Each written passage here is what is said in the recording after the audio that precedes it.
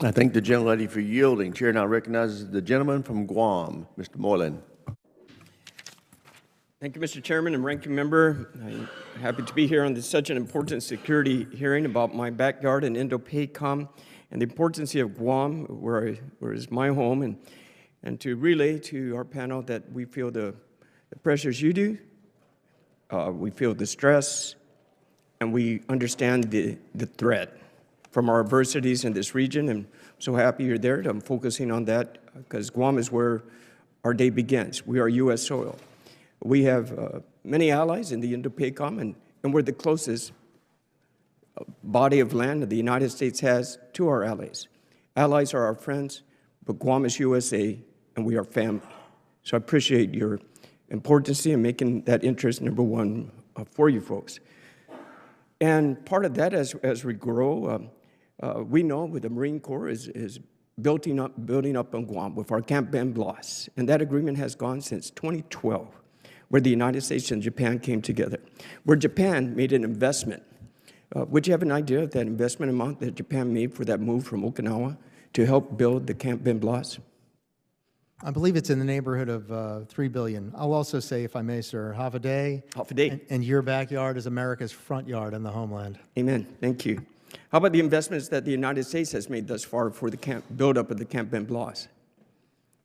I believe the majority of the burden has been borne by the Japanese.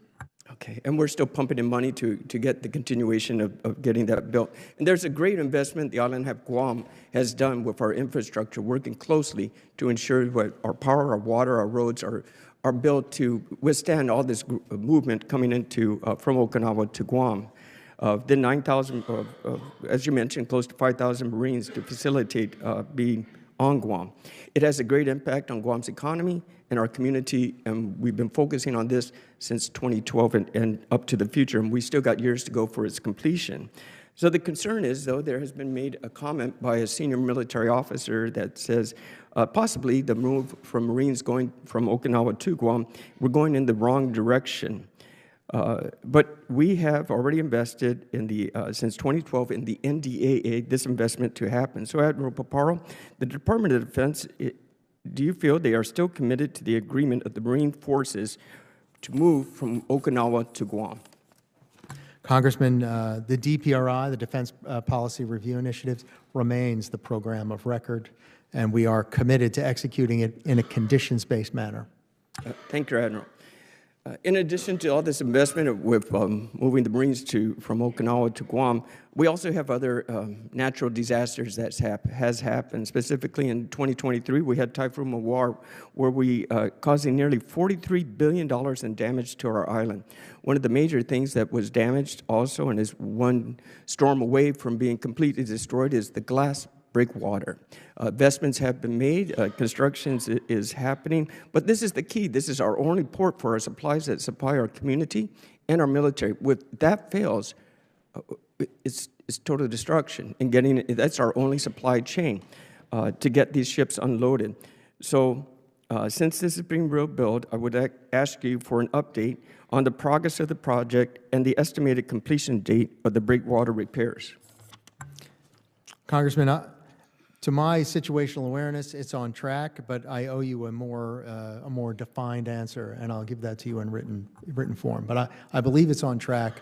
It can't happen fast enough for me, but I'll give you the specifics. I appreciate that. And recently I was talking to our Joint Regional Micronesia, Admiral Hoffman, and he said he watched the rocks being replaced with the cranes. So we're moving forward, but I appreciate your updates on that as well. Just a few more minutes here. I got to ask some questions, but we also have some big investments going into the repairs in the Air Force. O&M investments, repairs for that. One specific thing, the category that when our storm tracker was tracking that was at a category 4 of destruction force, but then it blew away. So we need all these things to be repaired in time to properly prepare for the next battle with the next storm, if not our adversaries. So I wanted to know, we got some unfunded priority lists and how you are looking for that to be funded, and what you want Congress to help you with your priority list of unfunded priorities. We only have 16 seconds. Guam Defense System is first and foremost in our mind that remain on track and it deliver on time for Guam's defense as the homeland. And then in addition, our improvements to Andersen Air Force Base, to Northwest Airfield, to those capabilities, and the continued improvements to the submarine base. Thank you, Admiral. Thank you very Gentleman's much. time's expired. Chair now recognizes the gentleman from California, Mr. Carbajal. Thank you, Mr. Chairman. Indo-PACOM is a region of consequence. China, our pacing challenge, is obviously there. So are some of our strongest allies like Japan, South Korea, and Australia. Then there are other nations we want to strengthen our relationships with to counter Chinese influence. I'd argue that actions taken by this administration, like cutting off all our foreign aid and imposing severe tariffs on multiple nations in the Indo-Pacific, friends and foes alike, have significantly diminished our soft power. Admiral Paparo, is soft power important in building and maintaining relationships with countries so we can provide an alternative to China? Congressman, soft power is important. No more? Oh, I like that answer, though. I want to just give you something direct and plain spoken. I can't speak to the policy I executed as a military officer, but soft power is very important to us. As a Marine, I understand your answer. Mr. Noh, same question to you. Congressman, yes, it is important. Then why is the administration cutting?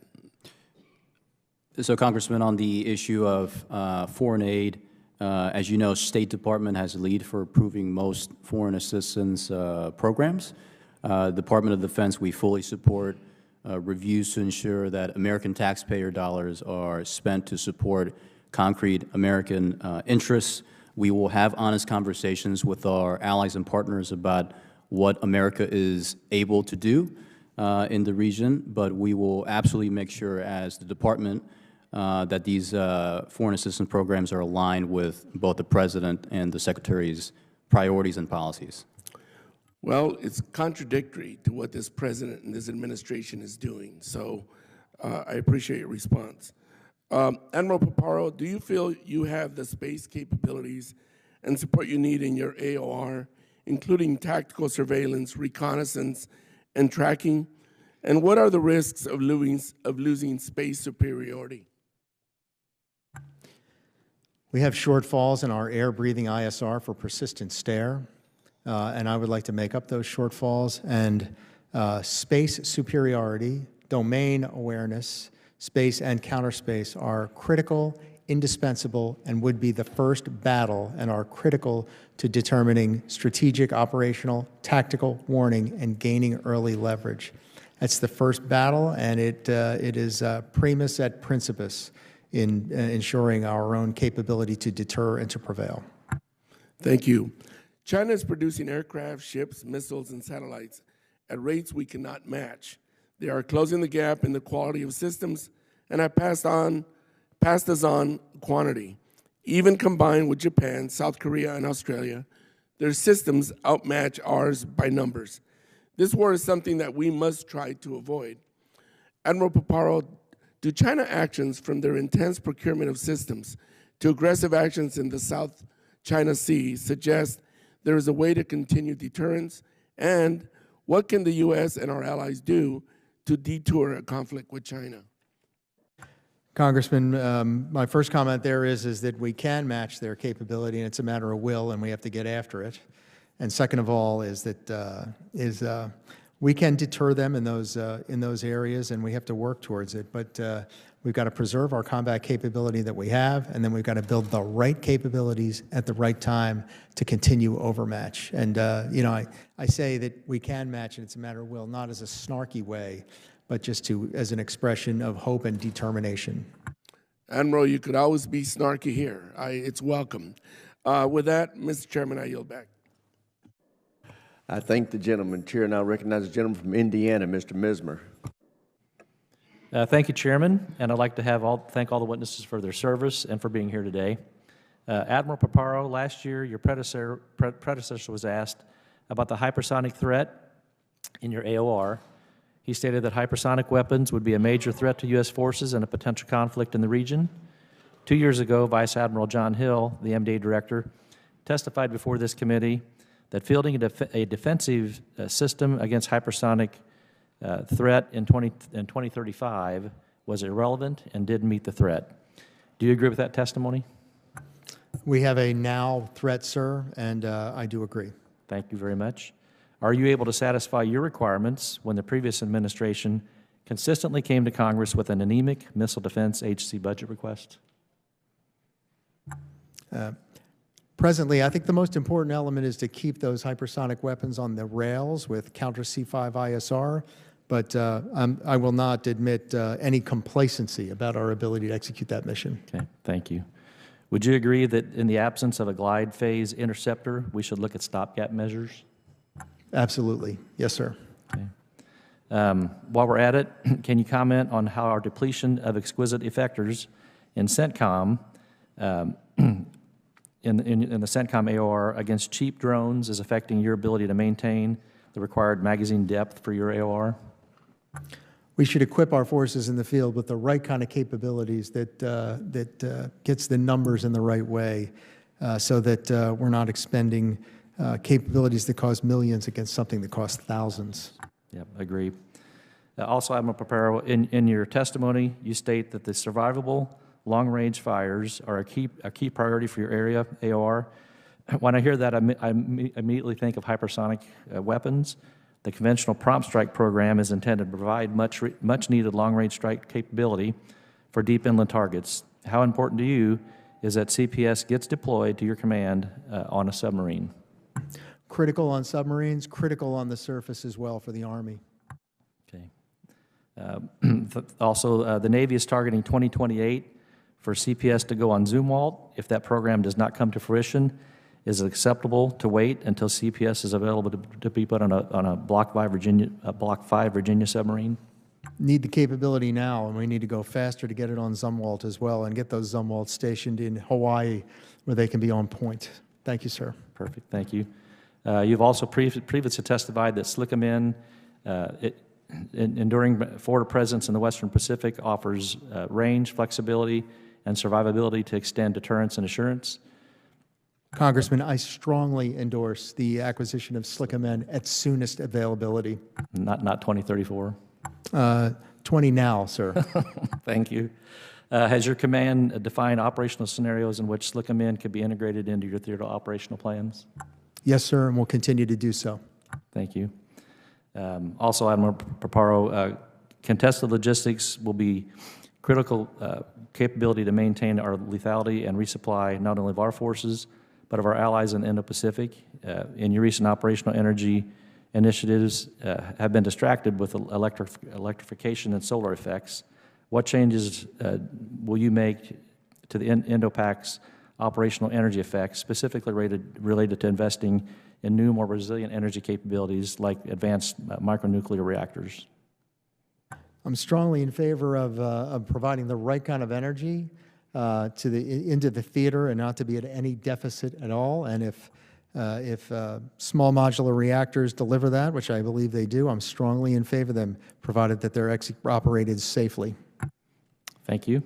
Also, last year, the department announced it was cutting missile defense sites from 22 to 16 on Guam. Can you explain the plans for the committee, where you are in developing and implementing those plans? Sir, Guam Defense System Tranche 1 will deliver in 2027. And I think to have our Guam Defense System, to have the effectiveness of the system be the driver for the acquisition of it, and to look at opportunities for directed energy, for electronic warfare, and to not fall in love with the plan, but to fall in love with the ability to defend effectively the homeland in Guam. Thank you very much. I'll yield back the rest of my time. Gentleman yields back. Chair now recognizes the gentleman from Massachusetts. Thank you, Mr. Chairman. Our overall strategy with China is one of deterrence. Given the strong support that China has had, critical support to Russia during its illegal and aggressive actions in Ukraine, and the fact that even recently 2 soldiers were captured who were Chinese, and we'll wait to see the implications of that whether it's isolated or what the background is. How important is it in terms of deterrence that the U.S. and our allies, the over 50 countries that are participating in this, be successful in Ukraine and continuous in that effort to underscore our deterrence with China? Congressman, I know that China is watching. I know China is directly supporting that effort. And I think that Russian success will embolden China, and Russian failure will give China pause and would enhance our deterrence. And also, what effect would it have if somehow that 50-country coalition and the U.S. not working in concert with that 50-country coalition that it has led have to do with our other alliances in the Indo-Pacific, particularly countries like Australia and our Pacific allies as well? That kind of fragmentation could be a signal to China as well in terms of deterrence. Well, sir, without a comment on policy and not having much insight into that coalition, just side-to-side insight, the credibility of our alliances and partnerships and the credibility of American commitment is critical to alliances and partnerships, and that remains a key and critical strategic center of gravity for the United States. And how would you assess the evolving threats posed by China, Russia, and North Korea, particularly in the multi-domain operations such as cyber and space warfare? I give them great respect, and that great respect that I give them deserves a robust, dominating response from the United States of America. And they've got a lot of game in those domains, and we've got to stay on top of it. Even North Korea, with their the way they operate in the crypto markets, it requires a lot of attention and the ability to thwart that. Great. Well, I just want to thank you for your service, all of you, and I yield back. Gentleman yields back. Chair, and I recognize the gentleman from North Carolina, Mr. Harrigan. Thank you, Mr. Chair. Gentlemen, thanks for your testimony this morning. Very much appreciate it. And just got a couple questions for you. One thing I've noticed, and I think we all understand, is that the Indo-Pacific is truly the pacing threat and theater for strategic competition. That is happening right now. And there is no doubt that the lessons that we are learning in Ukraine show us that low-cost innovation is starting to dominate the battlefield. This is a particular concern for me as we look at China because of the discrepancy between what China can produce against our dollars versus what we can produce here in our country. I think most times when a product is purchased in China and then sold in the United States, it's sold for approximately 3 to 6 times, depending on the distribution model, what it actually costs to produce in China. So when we look dollar to dollar against what China is spending on their defense, what the United States is spending on our defense, what we're spending here, there's actually, you can't compare it dollar for dollar because those dollars are representative of a very different production capacity. And this has me very concerned, particularly with SUAS and small drones as we wrap in the lessons that we're learning from Ukraine. And I think that we've come to a point where we have $2,500 drones that are truly threatening multi-hundred million, if not billion-dollar assets. The ranking member talked about how Russia's Black Sea naval fleet has been in part scuttled by a force that has no navy of its own. Truly remarkable times and incredible threats. 80% of the Russian casualties that are being caused in the Ukrainian theater are being caused by FPV drones. And it's estimated right now that China's drone output in 2024 was $29.4 billion, which is at least 4 times the amount of money that the United States is spending, obviously with far lower, by an order of magnitude, unit costs. China's continued modernizing its FPV, swarm, and biomimetic drone capabilities. So I want to talk about the Chinese drone advantage that we see today. What threats does China's dominance in the global drone market pose for U.S. national security in the event of a potential conflict? Congressman, China dominates the drone industry just by dint of their capacity to build them. Many of the long lead critical items that go into any drone are made in the People's Republic of China. So diversifying our supply chains in order to ensure that we're not dependent on China to acquire the drones that we need to deter China is absolutely critical. General Brunson, do you have anything to add for? Yeah, I would, Congressman, and thank you. I can see without my glasses that you have served, so thank you for that, sir. One of the things that we want to try to bring to Korea is, I think what we might be able to do is to innovate better. So if you're familiar with the Army's Transforming in Contact Part 1 and 2 Tac 0, there's some technology that's being put forward now that's going to allow us to 3D print drones. And so we can have our own autonomous swarms that we could go counter with. We're also looking to invest in other counter-UAS technologies as we've seen the hardening along the DPRK border within the DMZ.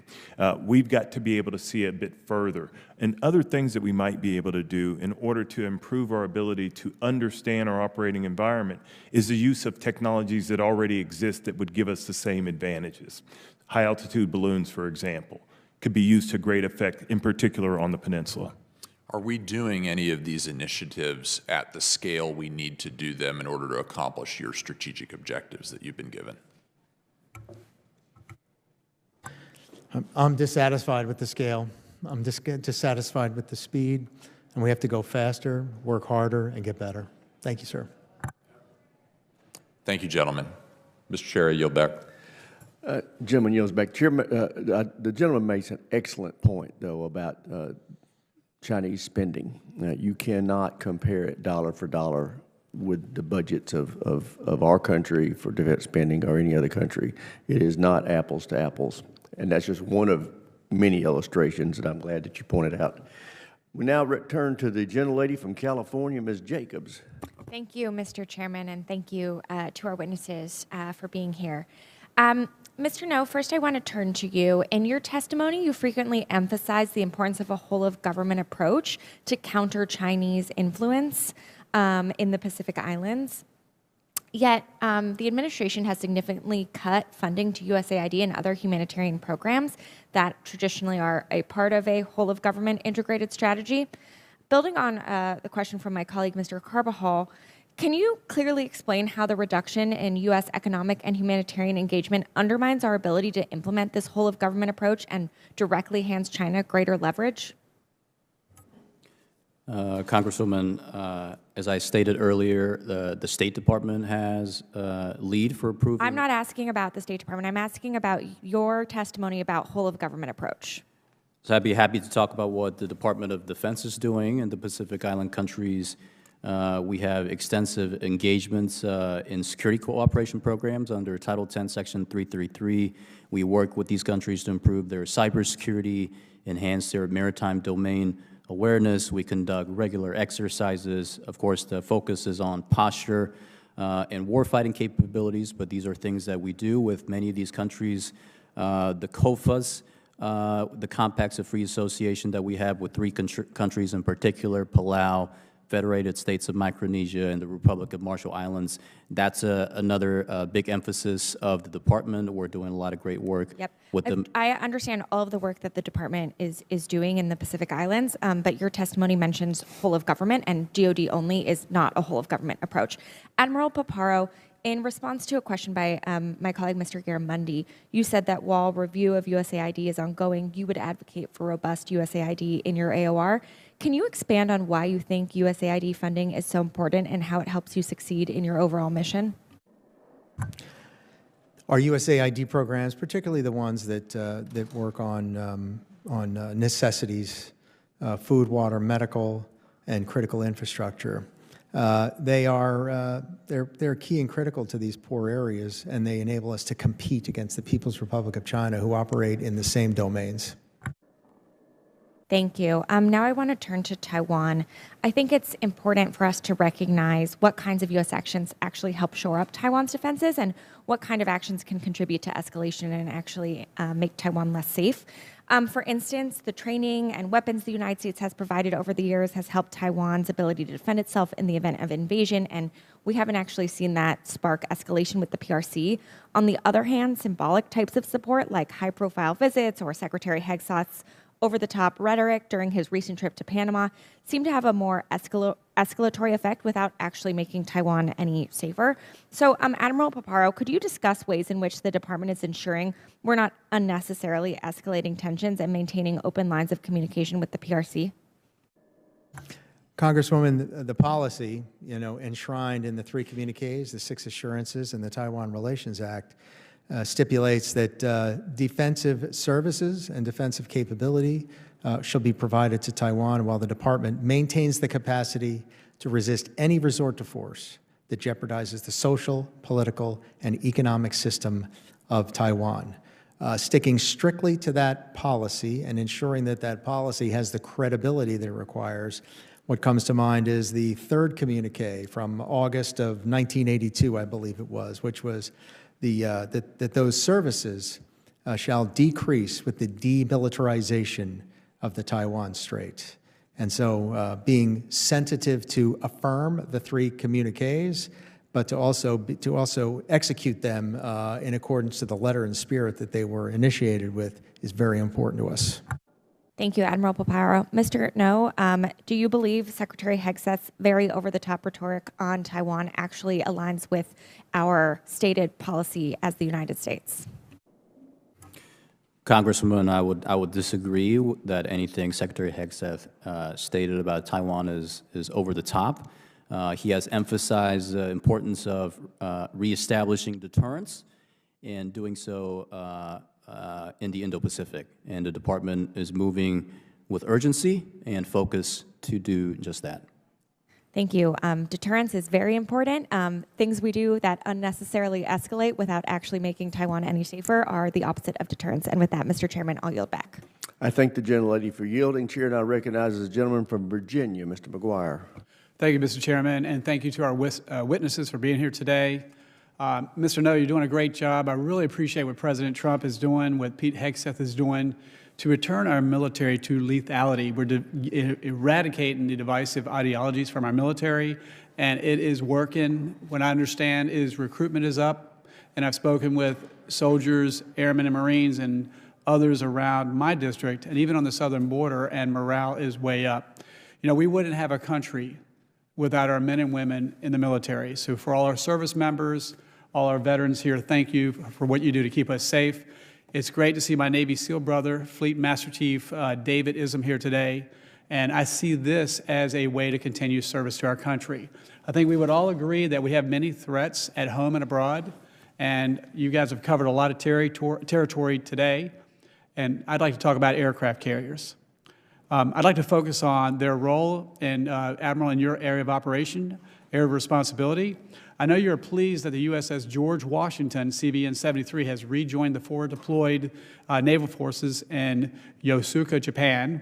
I also note that the USS Carl Vinson, CVN 70, the French aircraft carrier Charles de Gaulle, and the Japanese aircraft carrier Kaga all participated in a recent joint exercise in the Philippine Sea.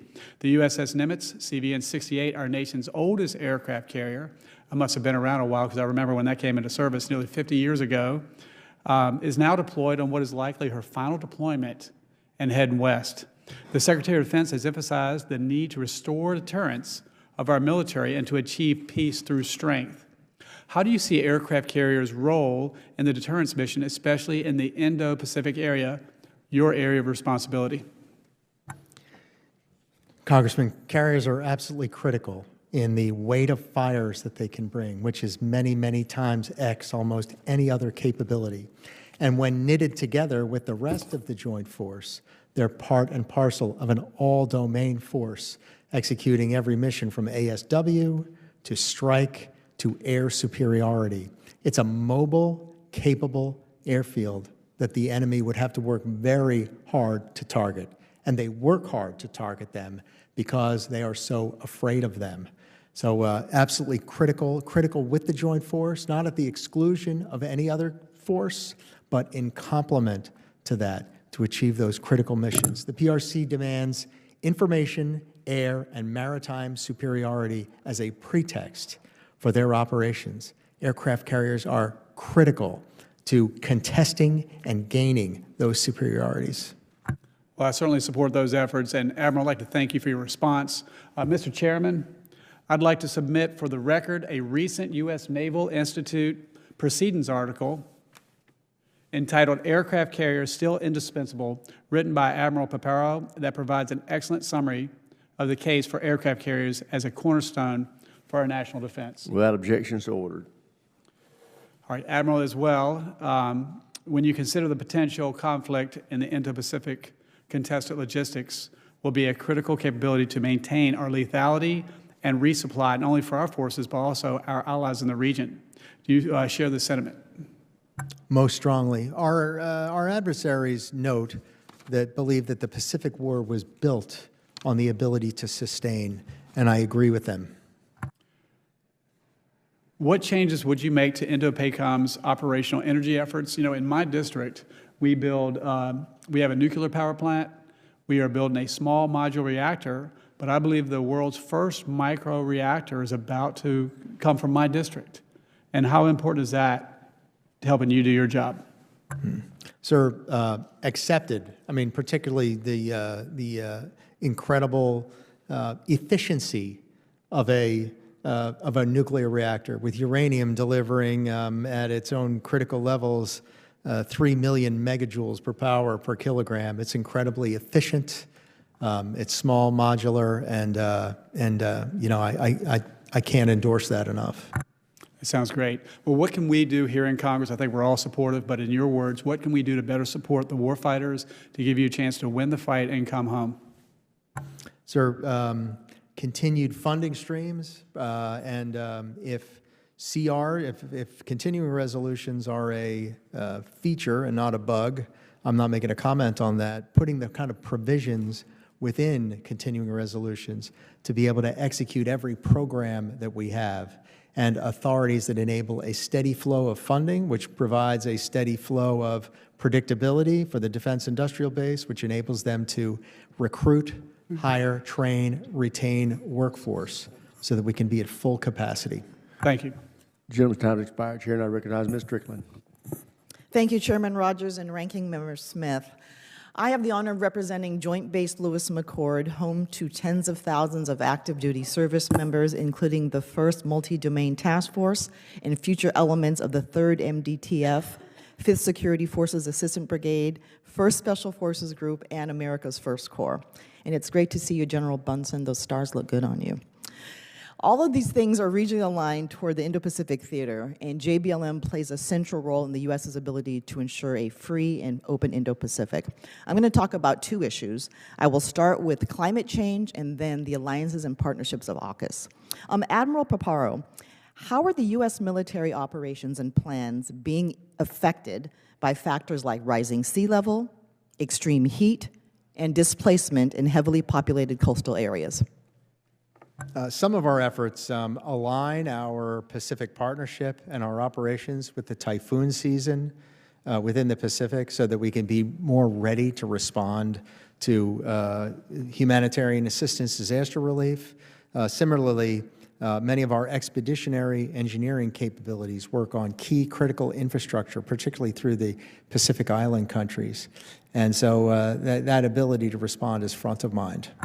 Thank you. Mr. Noh, under President Trump and Secretary Hegseth's leadership, DOD is now canceling programs that do a few things: extend range and on-station time, mitigate contested logistic challenges, and make our forces more easier to detect by lowering thermal signatures, all because these programs also happen to have a climate benefit.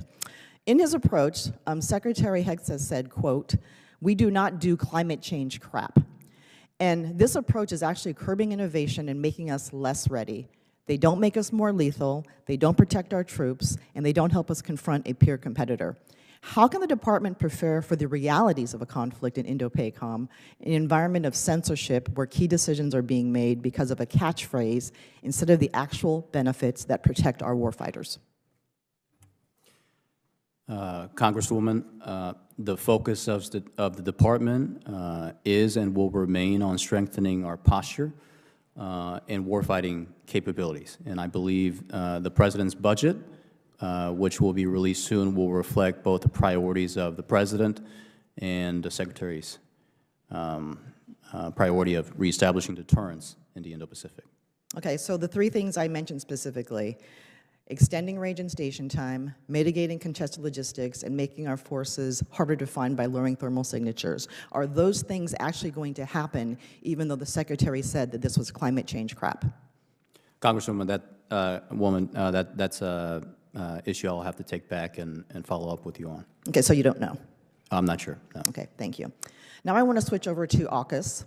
And we know that this particular partnership is incredibly important. It prevents Chinese malign influence and actually reduce costs for the U.S. So, Admiral, can you talk about how this partnership has already benefited the U.S. and what capabilities it's delivering to our Australian allies? Congresswoman, first is that it's benefited us in the contributions that Australia's made to the defense industrial base to the amount of $3 billion in order to enhance the submarine industrial base's capability to deliver on Pillar 1. Second, the working towards submarine rotational force Sterling would give the United States a Indian Ocean capability, which is more responsive to the South China Sea and gives us the ability to operate with submarines with impunity without having to go through straits in the Indian Ocean and its approaches through the critical straits of Malacca, of Lombok, and of Sunda, among others. And then on Pillar 2, Australia hits way, way above its weight from a cyber standpoint. It does some critical things that really complement what we do. So AUKUS is a winner in every way for Indo-Pacific Command. Thank you. And then, Mr. Noh, are there any obstacles that you think the U.S. faces in fully implementing AUKUS, and specifically upholding our partnership, particularly in transferring 3 to 5 Virginia-class submarines? Congresswoman, I think our industrial capacity remains a limiting factor. We're able to produce 1.28 Virginia-class submarines a year. That number needs to be above 2 for us to both fulfill our own submarine requirements and to fulfill our obligations to Australia under Pillar 1. So that Thank you. And you may want to tell your boss that some of the trade decisions that are being made actually have time. Chair now recognizes the gentlelady from Virginia, Ms. Kiggins.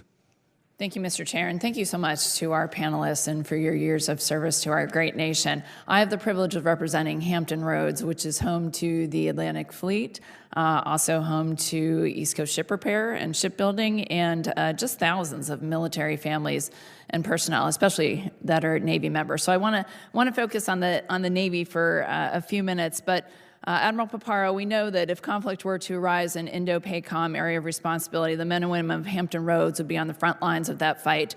And I know that we are very focused on the Pacific and on the West and on the West Coast, but can you just speak to me about the importance of the Atlantic Fleet in your mission in the Indo-Pacific? Because we know that when things arise in the Middle East, Israel is a perfect example. After October 7th, we sent the Ford and the Eisenhower to that region of the world, but the Indian Ocean and the Indo-Pacific is not too far away. So just speak to me about the important role of the Atlantic Fleet and specifically the carrier air wings from Naval Air Station Oceana in my district, what that means to your mission. Congresswoman, thank you also for your service to the nation as a U.S. naval aviator and those of the many members of your family that have served or are serving at this very time. And you make a great point, and that point is that all of the Joint Force is designed that it must be responsive to any threat anywhere, that the rebalance to the Pacific has got to have the capability to have the total balance going to the Pacific within weeks. And so presently in our plans of record, the Atlantic Fleet is very well represented in the Indo-Pacific, and not just in the Indian Ocean, but in the Pacific itself, It would be key and critical and indispensable to combat success. And how important to your mission is investment in the upkeep of places like our East Coast master jet base that would provide those carrier air wings? There can be no difference across the force from a standardization standpoint about the readiness of the facilities to support training and operations. And that is precisely because every force has got to be ready to fight the pacing threat. And so we currently have F-18 squadrons, which are great in fulfilling the mission, but are also aging. And so I just want to ask you specifically, how would an F-35 integration help with your mission? F-35s are critical, and we cannot make that transition fast enough across the force, and F-35s must be a part of the Atlantic Fleet, in my humble opinion. Thank you for that answer. And now I want to move to shipbuilding, and we continue to decommission ships at a rate that far outpaces new construction, even as many of these platforms are still operational and actively deployed. In some cases, we're investing in maintenance and upgrades only to retire the ship as soon as it returns to port from deployment. Given our growing global commitments and the urgent need for naval presence, how does this approach make sense, Admiral Paparo, and why are we decommissioning ships when we are clearly short on capacity? I think if the ship, given the fact that the ship is relevant and given that there's the proper balance of investment in the ship so that the return on investment is right, and getting absolutely the most relevance out of the most relevant ships until the capacity of the United States is built up so that they can be replaced. I think I'm not a proponent of divest to invest. I'm a proponent of make before break. And I'd prefer not to decommission combat-relevant capabilities until its replacement is on board, so its sailors and Marines can properly transfer to that platform and get into the fight. Agree. We need all the ships we can get, and even an old ship is better than no ship. And speaking again about shipbuilding, I know that when we had the opportunity to visit Pearl Harbor, you spoke about the fact that I think it was only 17% of your high school graduates are attending colleges or university, and the lines of the shipyard for those skilled trade jobs are so long. So what are you doing in Pearl Harbor in Hawaii that is working that we might apply to other shipbuilding and ship repair locations like Hampton Roads? And so Hawaii is very unique, and that Pearl Harbor Naval Shipyard is a incredibly valued profession in Hawaii, which confers that there's a waiting list in order to get onto the rolls as a shipyard worker. And as a result, because of the experience of the shipyard force, Pearl Harbor delivers its projects ahead of schedule and usually below budget.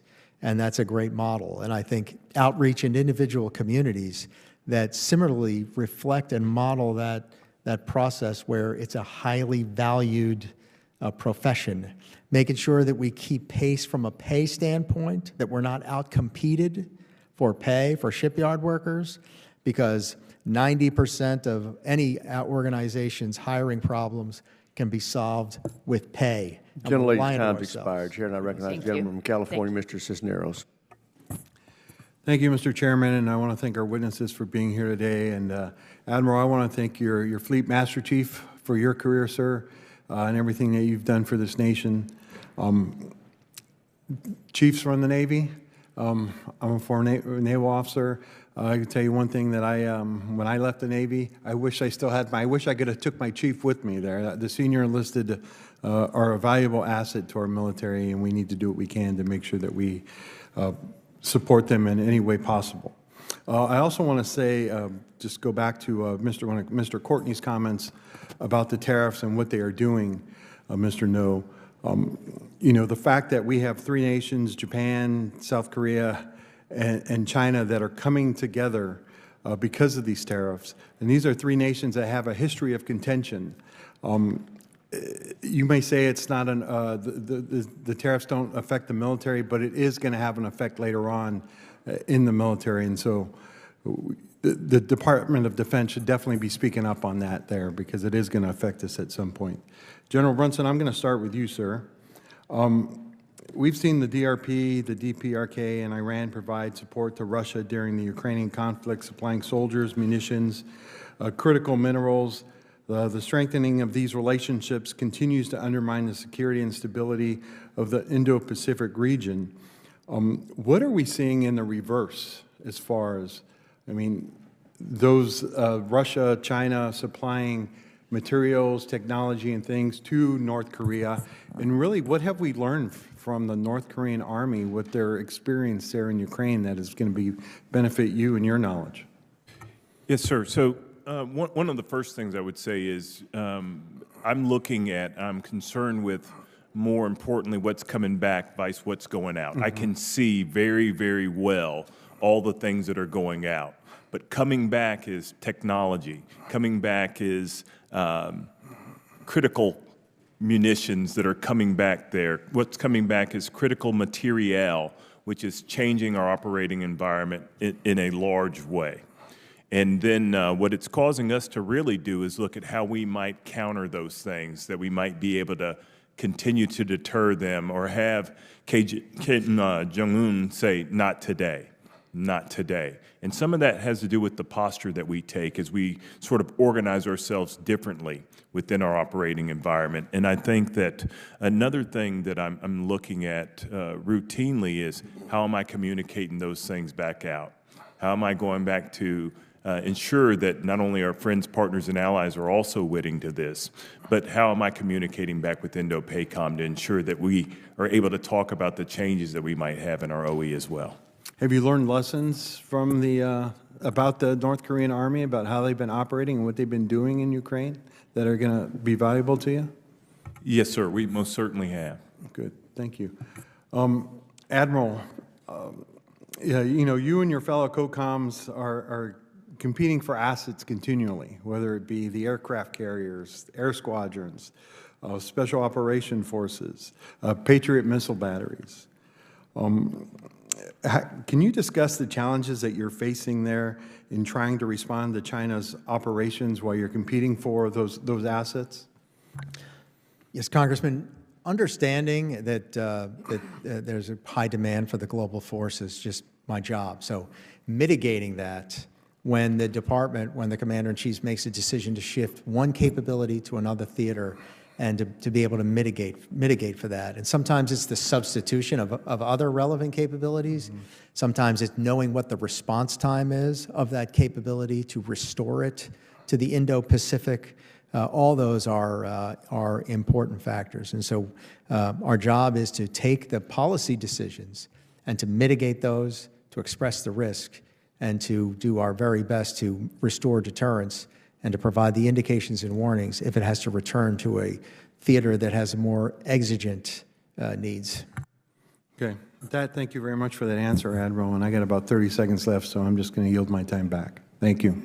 I thank the gentleman for yielding, Chair, and I recognize the gentleman from Georgia, Mr. McCormick. Thank you, Mr. Chair. It's great to see you again. First of all, congratulations for a well-served career for a Fleet Command Master Chief, just phenomenal. That steely stare just kind of gives me flashbacks of when I was on the drill field, just wondering what the next fate was going to be. But I got a coin for you in the fine military tradition. When we get done with this, I'd love you to accept it. Admiral, when I was out there with your command recently, you gave the best brief I've ever gotten. Literally, I just thought phenomenal overview of that, the importance of that region. 70% of the world's wealth going through that for trade. 70% of the world's population, a bunch of military forces.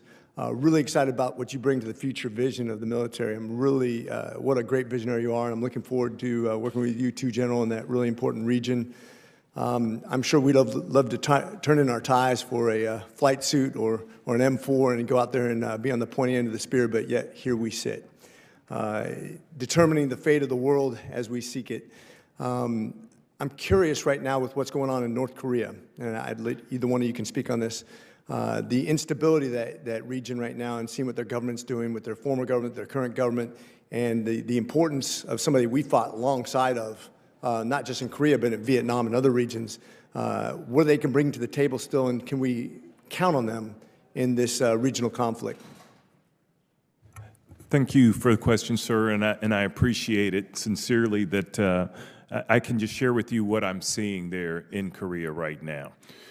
Their system works. That's the first and foremost thing I would want everyone to know, is that the Korean system works. We'll have an election soon. We'll have a new president. Our commander-in-chief recently made a call to the acting president of the Republic of Korea, and our military relationships are absolutely sound and solid. We most recently exercised in large scale during Freedom Shield, one of our largest exercises, which includes the Republic of Korea's government as part of the exercise. We had some 4,000 Marines in the KTO exercising live, virtual, constructive, some 51 separate events that went on there.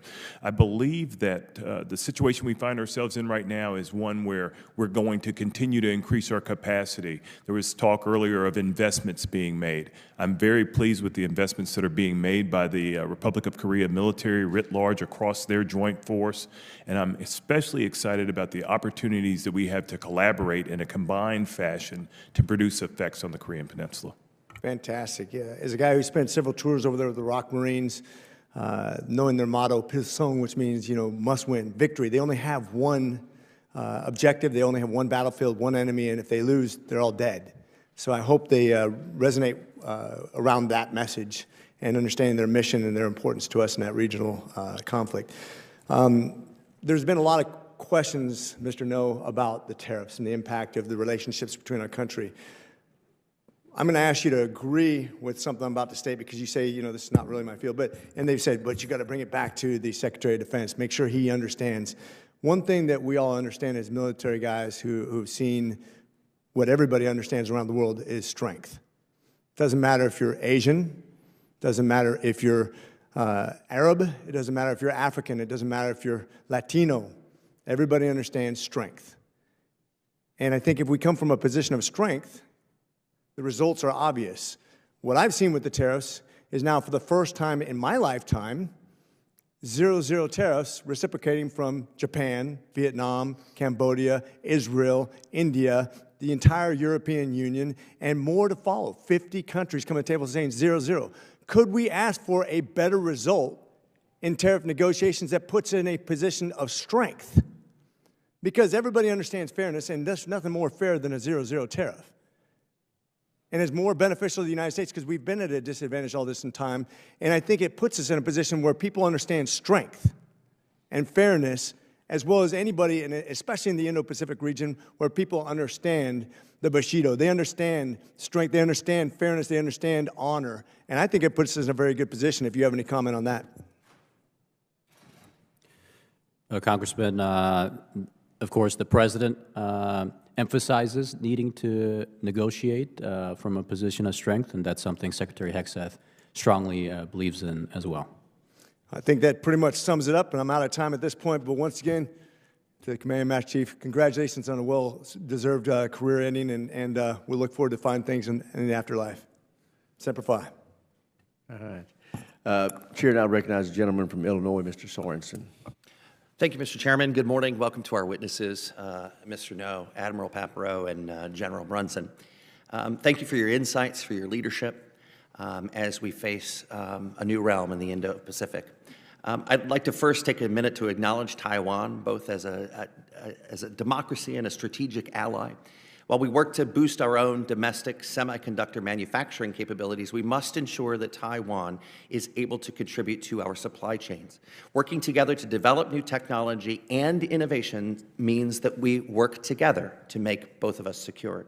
That means that we must also remain steadfast partners in the region as China continues to develop its offensive power.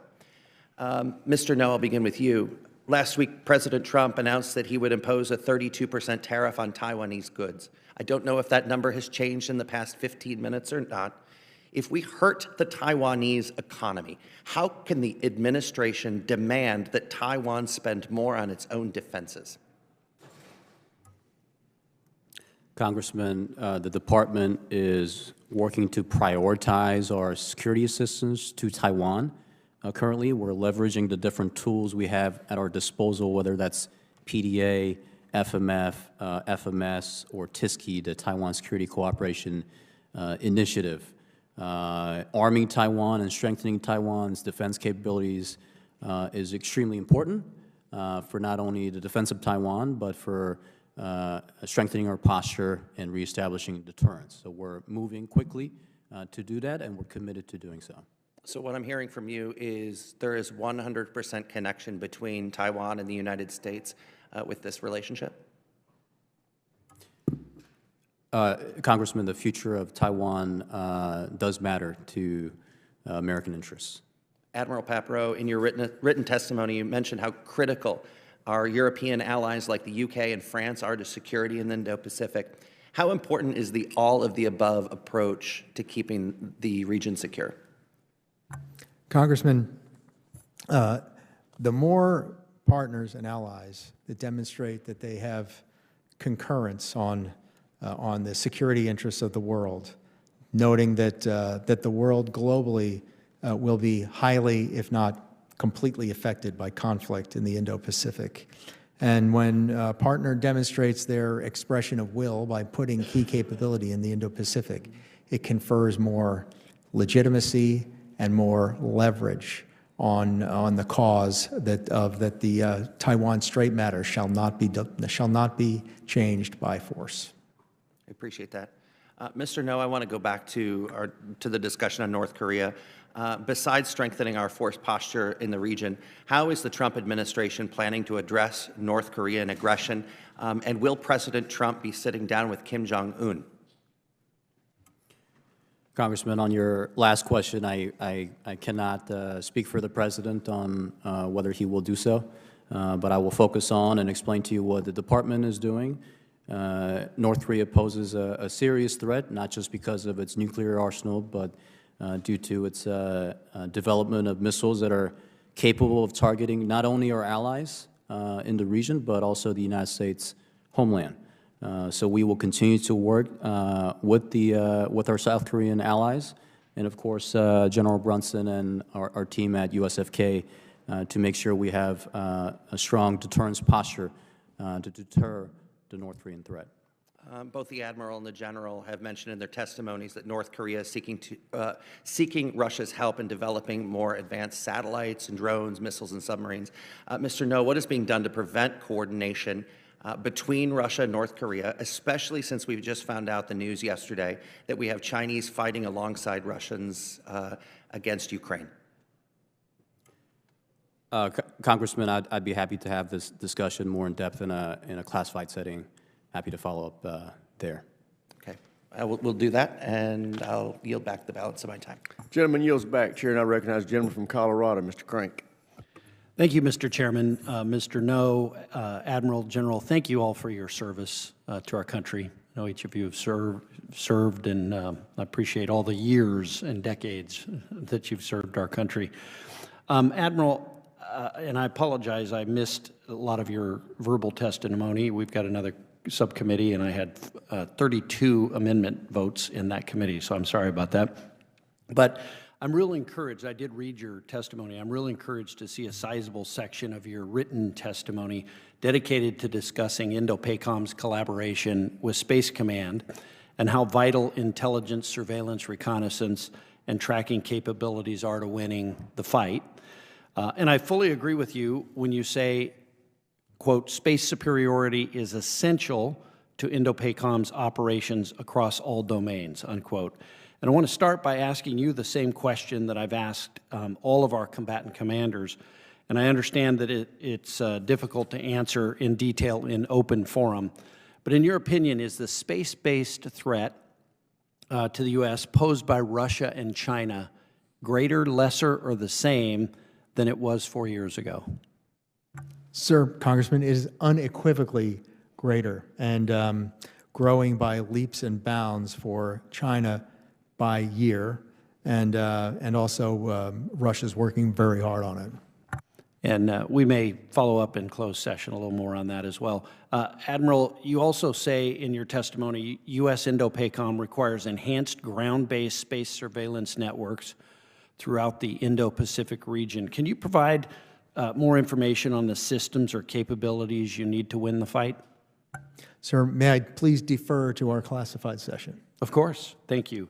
And then we can talk about some other questions there, I guess, in classified session. Will the needs that you have in these areas, and we can talk about them more later, will they be reflected in the budget requests submitted to this committee?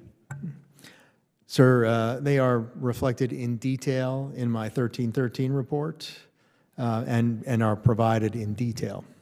Okay. Thank you, Admiral. I appreciate it. And I'll yield back. Gentleman yields back. Chair now recognizes the gentlelady from New Hampshire, Ms. Goodlander. Thank you, Mr. Chairman, and thank you to our witnesses for being here today. Admiral, you are the commander of America's oldest and largest combatant command. I just want to begin by talking about the threats we face. Can you confirm for us what your current assessment is of the top threat to our national security that America currently faces in the Indo-Pacific region? Congresswoman, the People's Republic of China and their capabilities they built within the People's Liberation Army are the biggest threat to the security, the freedom, and the well-being of the nation.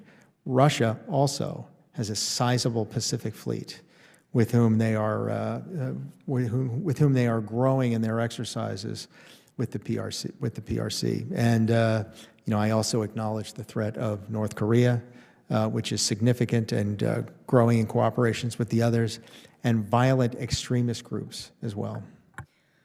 Thank you for that, Admiral, and thank you for your testimony on the importance of public shipyards in this country. My home state that I'm proud to represent, of New Hampshire, plays a central role in our maritime security, and protecting the livelihood of our shipyard workers is a top priority for me here in Congress. I want to ask you about China's growing aggression in the maritime domain. We just saw last month the threat that Chinese warships pose to our partner, Australia. How should we be thinking about China's growing naval capabilities, and who our most important partners and allies will be in addressing this line of threat? Well, thanks for affirming the role of, Congressman, thanks for affirming the role of public shipyards. My dear father was a shipyard worker at a shipyard that is no longer in commission. That's what he did for his life's work. So thank you for that. And Portsmouth Naval Shipyard is tops, absolutely tops. And we affirm that, and we benefit directly for that in Indo-PACOM. The People's Republic of China are building 6 combatants per year. They're actively building aircraft carriers, and they're getting better. They've embarked on a program of nuclear ballistic missile attack submarines. They're working on the next generation. They're working on nuclear-powered submarines in their Shang 3 series, and they're building at a high rate. But as we think about it too, it's not just Navy on Navy, because when we say all domain, that is really the capability of the entire joint force to action that which is threatening us, and to do so in unison, to be affecting it cross-domain. So these rates of build are concerning, and we've got to pace that with the entire joint force, but that includes significantly increasing our shipmaking capability. Thank you for that. You've testified that America's network of allies and partners is our most significant asymmetric advantage in the Indo-Pacific region. We heard testimony yesterday about the importance of the role that our support for Ukraine has in deterring threats in Europe. Does our support for Ukraine deter threats in the Indo-Pacific region? Congresswoman, Russian failure and/or Russian success has a direct bearing on the PRC's calculus, and they're watching very closely. So I want to ask more about how we strengthen our partners and allies. I agree with what has been said by many of my colleagues in this hearing. I'm very concerned about what impacts a global trade war against some of our most important allies in the region will have on our national security and our national defense. General, I want to ask you about South Korea. You testified just a few minutes ago that the South Korean system is working. It's in the midst of a constitutional crisis right now. What do you see? Why is that system working, and what have been the most important checks in that system for the continuance of South Korea's democracy? Briefly, I will say simply that they read their rules. They understand the rule of law well.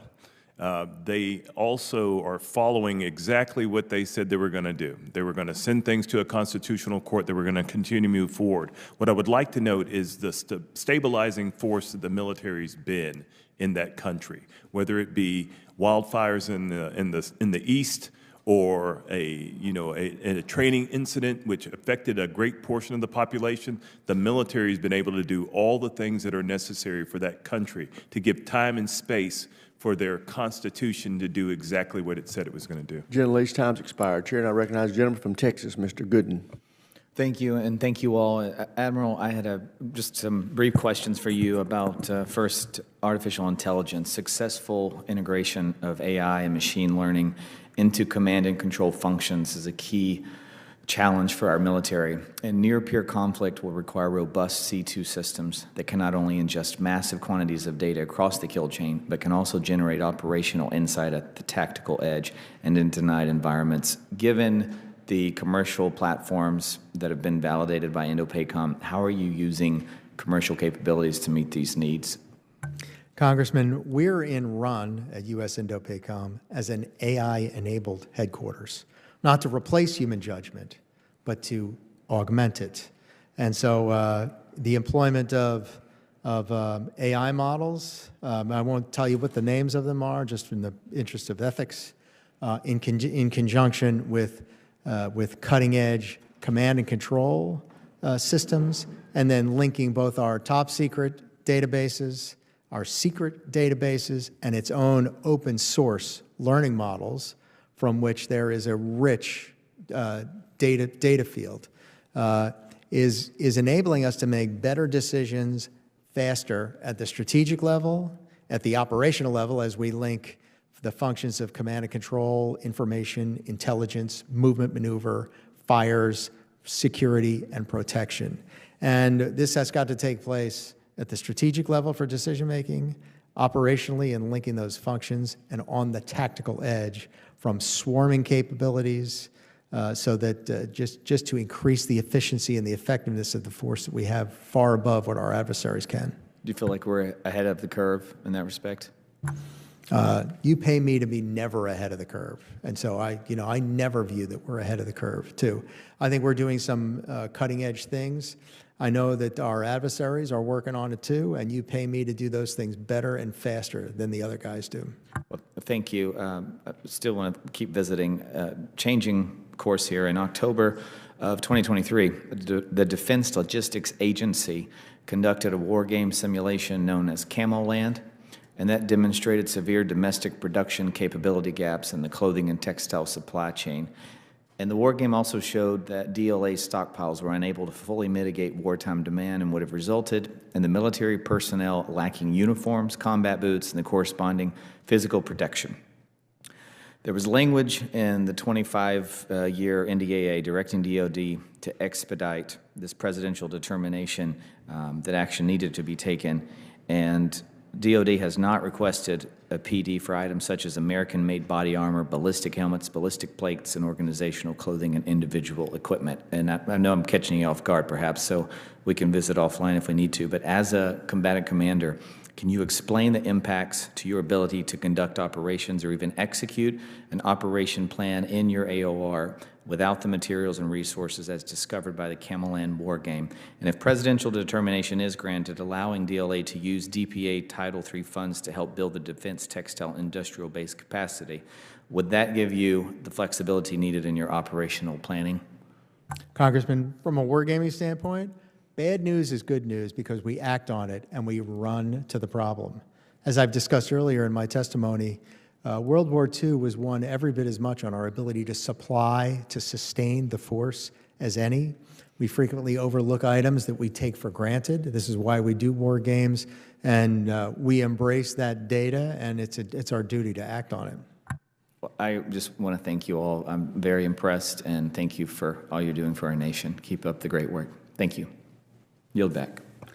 Gentleman yields back. Chair, and I recognize the gentlelady from Maryland, Ms. Elfreth. Thank you, Mr. Chair. Thank you for your service, and thank you for being here today in this candid conversation. I'd like to follow up on some questions started by my colleague from Virginia, Ms. Kiggins, and Ms. Goodlander here. I'm really grateful to be on a committee that it has a bipartisan focus, particularly on shipbuilding. But equally important to shipbuilding in our economy is the workforce that we discussed, but also ship maintenance and repair. Particularly, I don't know if you can do your job if we don't have a thoughtful strategy on repair. So I'd like to focus there. Admiral, you mentioned earlier today about the defense industrial base and how we need to liberate long lead times of supply chains. And I kind of want to dig into this as we're also talking about acquisition reform here that's much needed. Can you walk us through how you are advising Big Navy to better balance the need to have a robust investment stateside in our domestic shipyards while also ensuring that our ships can be maintained in a potentially contested environment in Indo-PACOM? Congresswoman, good morning. I think there are 4 drivers to shipyards not meeting rate, and it is new unpredicted work. It's having to rework systems. It is the workforce efficiency and the availability of on-hand supplies. And we have to get better and faster, more data-centric, use AI tools in order to anticipate problems and to do the data analytics to get better. Number 2, we need a steady funding flow so the downstream suppliers can lead the long lead times. We need a diversification of the downstream suppliers, particularly take advantage of the promise of AI-enabled additive manufacturing. And I've gone to places in Torrance, California, where I've just seen some cutting-edge stuff, and we have to quickly certify those systems in order to move faster. So steady funding, database orientation to fixing our problems in those 4 fields, and diversifying our downrange supply chain and getting faster, getting simpler at the technical warrant holders in order to get to that. That's very helpful. I want to talk about pre-positioning of equipment, particularly again since you are far away from most of any shipyard domestically adjacent. So it's my understanding that of late, the military has done a better job or made progress on pre-positioning of equipment in parts at bases and depots in your region, but across the world. But just yesterday, and I don't mean to catch you off guard, I would just love your genuine feedback here, the Army issued a stop work order on efforts to maintain these pre-positioned stocks, the hard-to-get supplies for various reasons here. How critical is your ability to have this pre-positioned equipment to your ability to operate during a conflict, particularly in a high-area denial environment? Pre-positioning is what gains you leverage on the initial deployment of capability. And so the speed of getting capability there to get that head start on that, everything in the 21st century moves much, much faster. So the more relevant gear that we can get forward, the better. You're likely talking about Army Positioning Stock 3. And on that front, I work closely with the Department on the Army as well about identifying what are the really relevant air, missile, space, maritime capabilities, because the Army does play in the maritime game, that should be pre-positioned. And how are we gaining the authority to position those in places so that we can respond to that change? And so I think it's an ongoing process as we make those calculations. I prefer that it was mission reasons why we didn't versus fiscal reasons. And I work very closely with the services to advocate that the only reason that we don't position something forward is for reasons of mission and not to save a buck, because Indo-PACOM is not the place to go for your savings. Right. And also preparedness will ultimately save us money down the road. Save us money, lives, capability, people, and time. Thank in you. that order. Thank you. With my remaining seconds, Mr. Noh, I want to follow up on my colleague from Hawaii's conversation. I represent the U.S. Naval Academy in Annapolis, which is going to be underwater in a matter of decades. Now, thankfully, the Navy is preparing for that, but I also would be remiss if I did not urge this administration to take seriously the rising tides that are coming, not just for the Academy, but across our installations. And with that, Mr. Chair, I yield my time back. Gentleman yields back. Chair, and I recognize the gentleman from Virginia, Mr. Vindman. Thank you, Mr. Chair. I have the privilege of being last, and I congratulate you all on sitting through this long hearing, and thank you for your service. And Fleet Master Chief, I congratulate you on your upcoming retirement. It's great to serve, but it's also great to be retired. So, China, Russia, and North Korea and Iran represent decades-long alignment of leading authoritarian states. They represent really the antithesis of American values and ideals in many ways. Recently, Iran has been weakened in its Middle East conflict with Israel, and Russia in its protracted engagement on Ukraine, so much so that they could not reinforce their bases in Syria and had to mostly withdraw. Admiral Paparo, does this axis of authoritarians demonstrate an increased threat environment inside and outside of Indo-PACOM, including to our homeland? Congressman, unequivocally, yes. Does helping Ukraine remain a strong, sovereign, independent country weaken Russia in this axis? Sir, Russians' failure and or Russia's success will have a direct correlation on deterrence in the Pacific, and Russia is a significant threat in the Indo-Pacific. And I agree, and I think it's the best observable way to weaken Russia rather than trying to entice them with some sort of carrot approach. In fact, this weakening of this access, two members of the access, comes at no cost in American service member lives, although there have been Americans that have gone over and volunteered and tragically lost their lives in Ukraine. But it does come at a cost in material and treasure. And as a 25-year Army vet, that's what I call a good deal. So, Mr. Noh, unlike the United States, there's no daylight between China's commercial and military sectors. They're one and the same in many ways. You mentioned to my colleagues that you don't look at tariffs.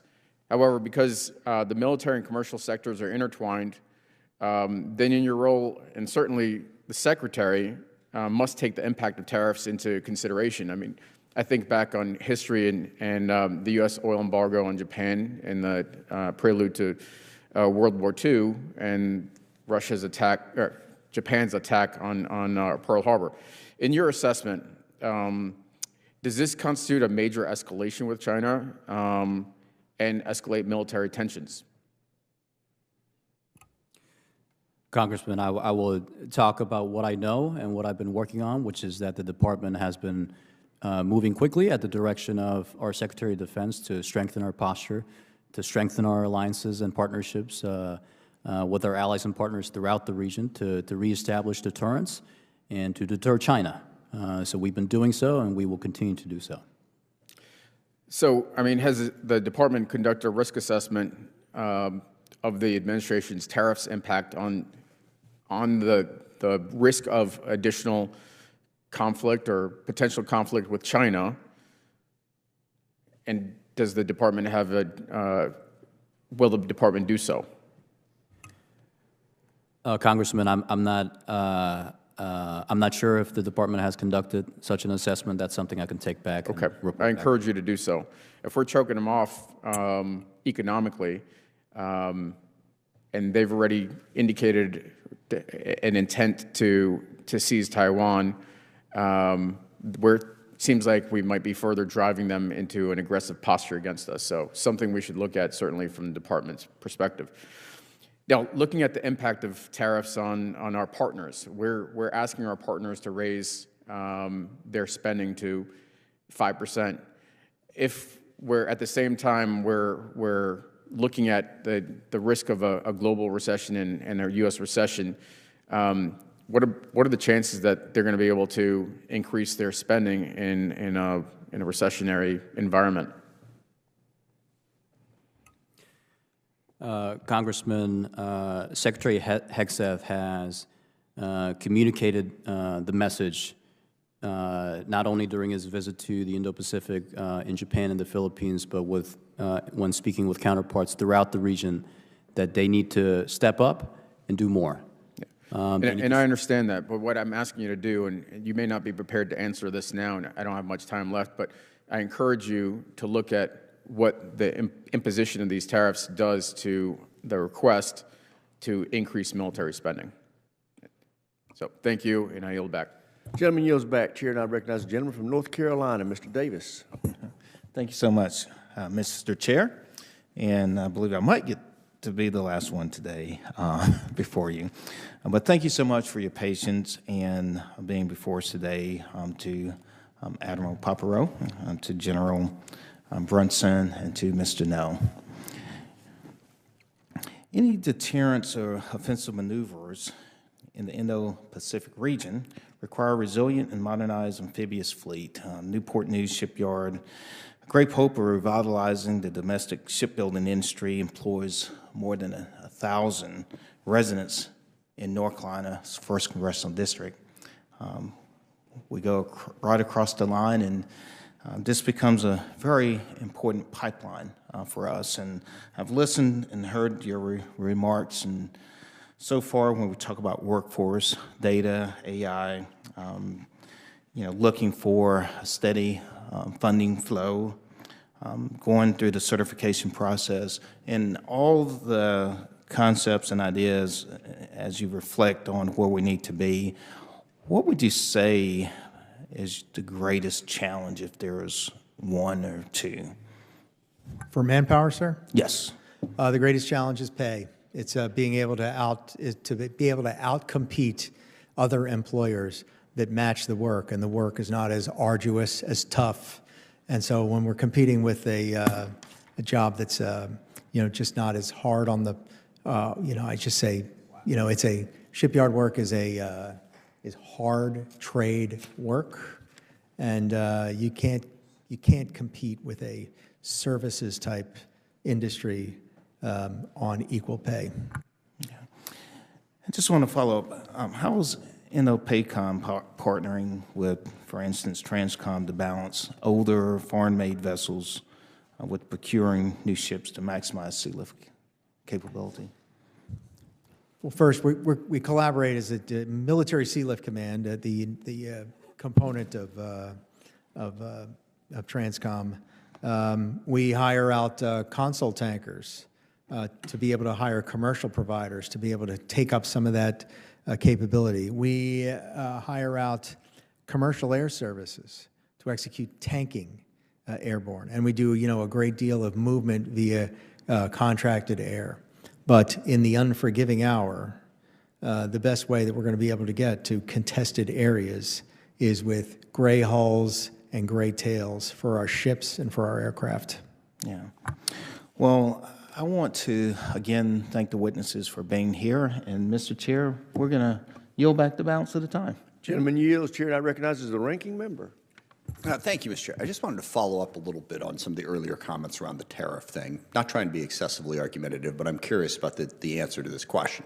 So the premise that was given us is that basically the reason we're doing all the tariffs is we have bad relationships with all of these countries. They're using us, in essence. It is not a mutually beneficial relationship. It's one where we're given too much and they're taking too much. And that's at least a theory.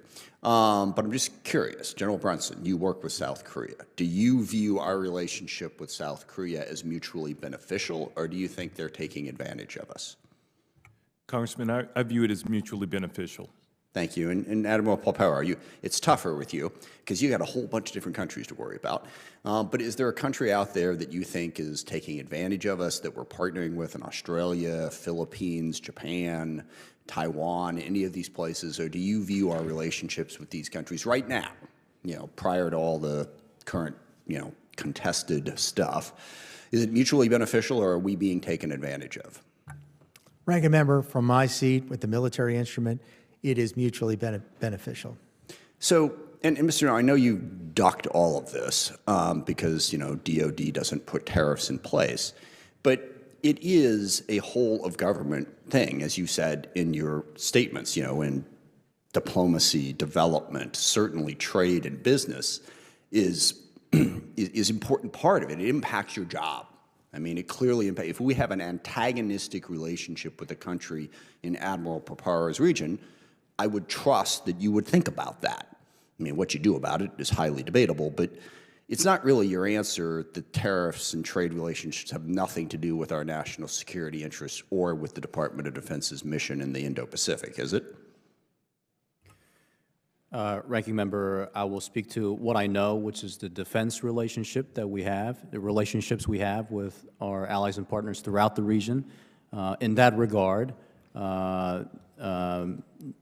we have very strong relationships, and like I indicated earlier, the engagements that I've personally had, that I've seen the Secretary have with his counterparts all indicate that we have very strong relationships. So you would not say that we're being taken advantage of by these countries. You would view the relationships, much as Admiral Paparo and General Brunson have said, as mutually beneficial. I'll say two things, Ranking Member. One, they are mutually beneficial, but two, our allies and partners absolutely need to do more, and that means spend more.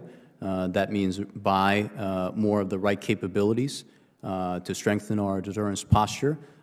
So there's absolutely more that they can and ought to be doing. Do we need to do more? We all need to do more, Ranking Member. So it is a mutually beneficial relationship. And the last thing, and I know you are in an acting position. I confess I didn't look to see if somebody has been picked yet for your position. So I know you're not going to be there in a little while. But for everyone listening, for everyone involved, it's just not an acceptable answer for the Department of Defense to say, well, that's not us, we're not paying any attention to it. And I'm not going to pin you down whether or not you support it or not. But it definitely is connected to our mission in the region to have all of this interrelated. And it really frightens me to think that you're like, well, the State Department's doing their thing, the trade folks are doing their thing, and we're over here and we really don't pay any attention to them. That's not the right approach. It definitely needs to be more interrelated with that. And I thank the Chairman for his indulgence, and I yield back.